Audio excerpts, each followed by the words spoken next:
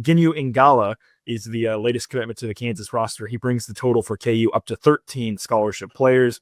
I wanted to sort of continue the conversation with what you had been talking about before the break, Kevin, which is what his role may be. Sure. And you talked a lot about David Coit. I think it's reasonable to sort of look at this as a comparison to David Coit, just because of the timing of the addition, similar to Coit last season. Obviously, the position, both of them playing that position, both of them being more undersized type guards. But I will say this, and I think you are right in your assessment of this, Kevin. Ngala feels to me less of just a straight up, hey, we're going to bring this guy in to shoot threes, and more of a guy that could come in and actually be a ball handler and run the offense. And we saw Diggy Coit do, I think, a little bit of that. But I mean, let's be honest. I mean, with Diggy Coit on the roster last year, it was when he comes in the game, the expectation is get him the ball so he can shoot. Yeah. I think with Ngala, there's going to be a little bit more flexibility of what he can do and what could offer for this roster. And I'll be curious to see how much he does end up playing, right? Because as you said, with Darren Peterson, the expectation is he's going to be playing 35 plus minutes per game. And the expectation is that he's going to probably be the primary ball handler for a significant majority of that time that he's playing.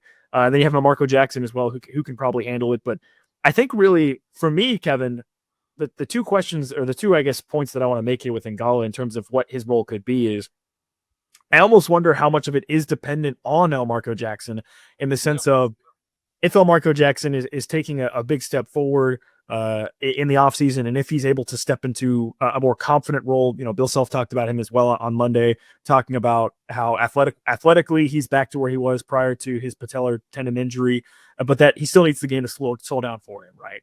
And I think if we see a more confident Marco Jackson, now Marco Jackson that is feeling ready to handle the offense more, then I think Ngala's role may be more diminished, versus if Marco Jackson maybe does, I don't think struggle is the right term, but maybe just doesn't fully grow into that primary ball handler role off of Darren Peterson. If it's not Darren Peterson, then that's where you could see Ngala be maybe utilized more for KU.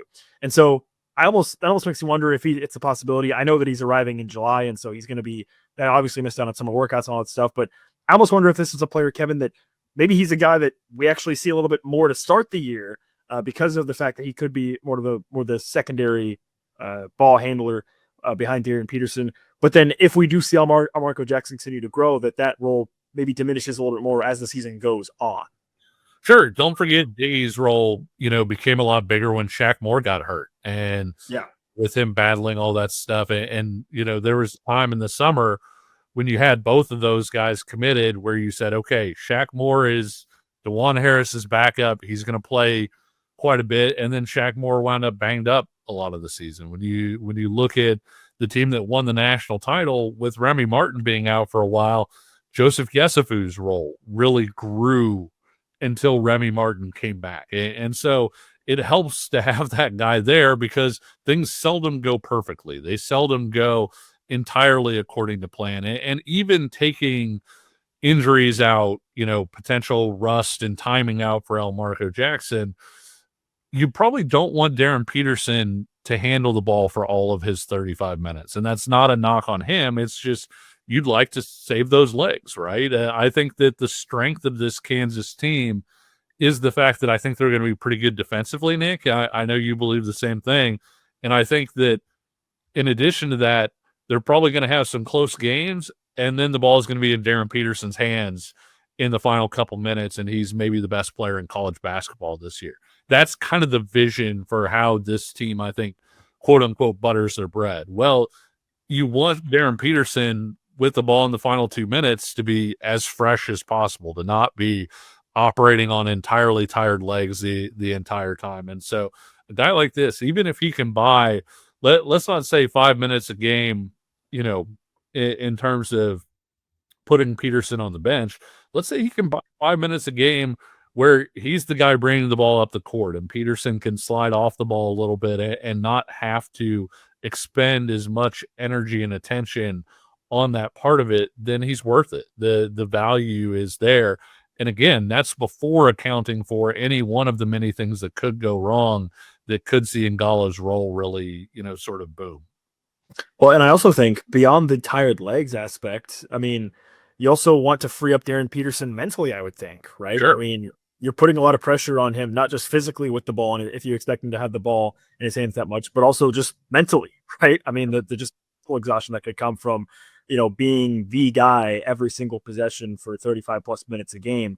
So absolutely, I think you're talking about a guy that not only could you buy Darren Peterson time away from the ball, which by the way, he may be equally as dangerous out with the ball not in his hands. I think Yeah. Darren Peterson, in terms of what he could do off the ball and make plays, and certainly no matter whether he has the ball or not, he's going to be drawing a lot of defensive attention. So he could be just as valuable with the ball out of his hands as well. But I think really my thought was the mental aspect of it, right? I mean, giving Darren Peterson an opportunity to maybe only having to focus on, hey, I'm only going to just get the ball to score here, right? I'm not trying to worry about a play or trying to run a set or something. I'm just going to get the ball and do what I do best. I think that could help him as well. So absolutely. I think there's, again, I would say with Marco Jackson, that's my biggest takeaway just immediately is Sure. it may depend on where Marco Jackson is in terms of how much Ngala is utilized. But as you said, obviously injuries can play a factor as well. So there's still that to consider. I will ask you this as well, Kevin. I think Kansas now up to 13 players. Presumably, I think they are done, right? I mean, I don't expect to add anybody else. That's a scholarship player, I guess would be the way to say it.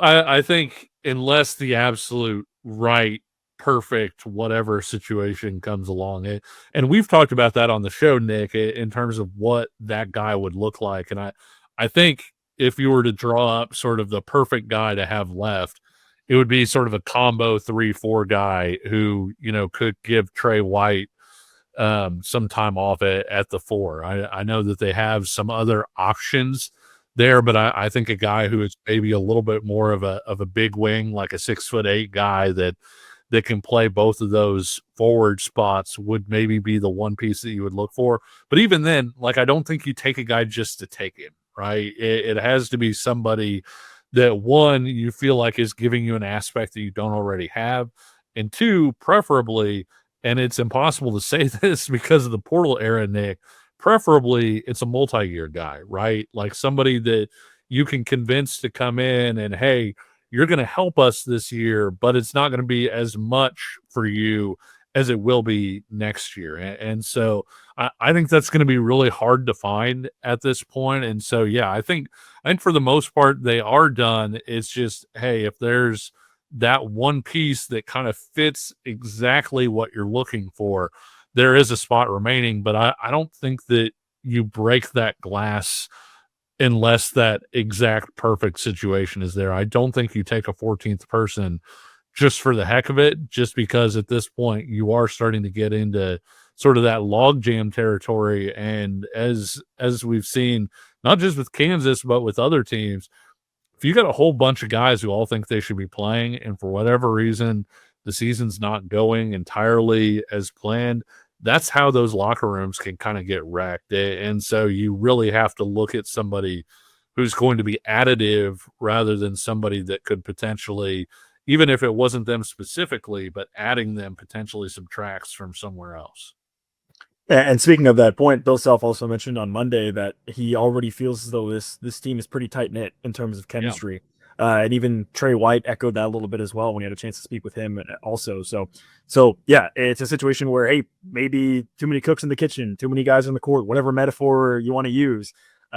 Maybe Kansas is probably safe where they are. And of course, as we know, and as many Kansas fans know, by the time you get to February and March, if you're not in the circle of trust, you're not going to be playing that much anyways. And that's going to be usually about 8, maybe 9 guys max. So yeah, I think Kansas is pretty set. I will say this, they could technically add another designated exempted player with the situation with the walk-ons and how, because that was kind of where Noah Shelby was. So if they were to add another player who was like in the transfer portal from that, it would not count against the 14-man cap. So I guess that's something to consider as well. But presumably that would be a player that, as you outlined, would be probably not playing in 2025, 2026. So, that level of player. So something to keep in mind also.